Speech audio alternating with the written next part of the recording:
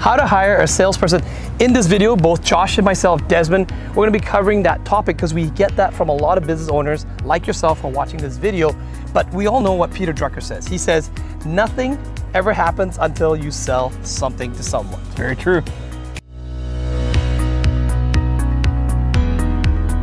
Well, Josh, what is the your take on this? When a business owner is coming to you for consultation and they're asking you, Josh, how to hire someone? You know, I need salespeople. What's your answer to that?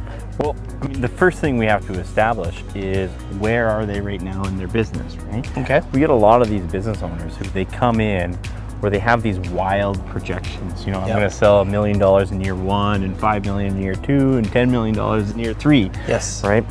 And so the question I have to ask them is, well, what are your sales right now, right? Right. If you're what I call pre-revenue. Okay, just getting started right now. Pre-revenue, which I like to say is I don't actually have a business. I have an idea, right? You know, we have to really take a step back, right?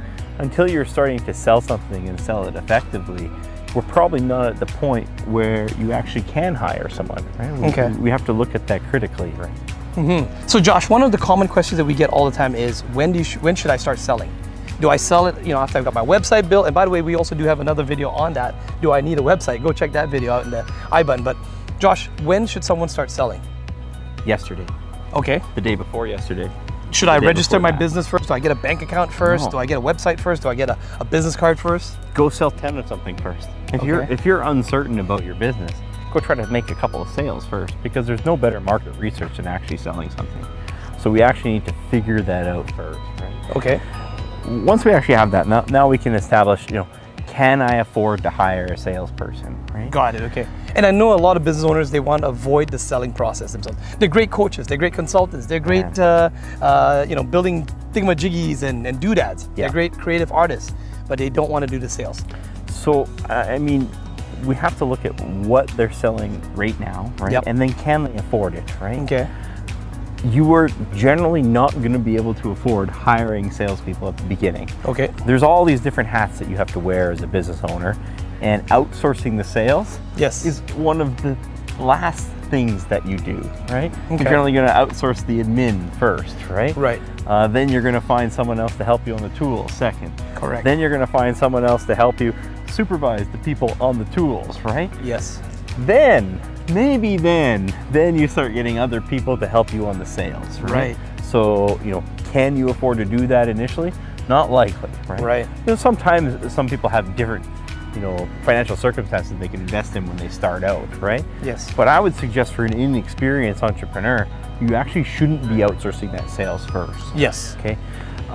And you talked about like the salespeople. It's you know, recruiting those salespeople. Yep. And you said, I'm good on the tools. That entrepreneur is like, they're good on the tools. They're good at being the technician in whatever business they want to do, but they're saying, I don't know how to do sales. Right. Well, the unfortunate news that I have for them is recruiting is sales. If you can't sell something to a customer, if you're the expert, how are you going to convince someone who's not as passionate as you are about this idea to come work for your team? Right, and then train them to do the sales. You're hoping just to hire someone that's already a ready fit, that's good at sales, right? Yeah, recruiting is sales. Correct. Okay. So recruiting is sales. So if you can't sell something, you're generally not going to be able to recruit something.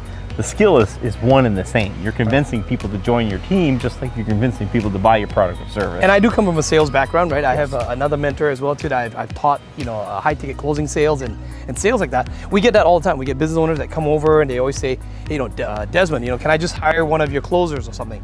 And we always say to them, you need to be the top closer first. You need to learn how to sell first before you outsource it to anyone else. That's right. That's right. Okay, so then Josh, you know, of course I'm talking about, you know, the business owners. I think we have the same belief, but what will doing sales themselves do for a business owner? Therein lies the secret sauce, Desmond. So once you're actually able to do the sales yourself, so it's not about just doing the sales yourself. Right. It's inventing the system to do the sales yourself. Right. So have a system and let the system manage the sales or bring the sales into you. That's right. So you know, it's being able to walk through the points in a sales cycle: report, needs, benefits, close, right? Yes. It's having your standard control sheets where you actually show your differentiation factors present your value proposition to your clients, whether that's an in-person meeting or through through a website. How, understanding that process. Okay, then you're going to start to write scripts on what you actually tell the client, what questions you ask the client, what objections they're going to have, and what you're going to say under those objections. What does your template look like to actually execute the sales? Do you have A, B, and C? Do you create it? How long does that sales process take? What's your follow-up schedule? Right. All of those things should be systematized. That becomes a system in itself. Becomes a system. People think that sales is something, someone has the gift of gab so they can sell. It's like, that's not a scalable system. Right, it's not predictable, and if that person leaves, then they take everything that they know with them, right? Exactly.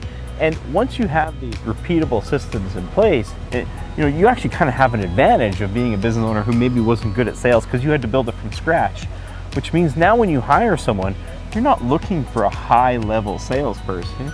You're looking for someone who maybe has a little bit of confidence to get in front of someone and make a pitch, but they're not having to invent what they say. They don't need Why don't you grab a seat here, Josh? 20 years of experience as a salesperson.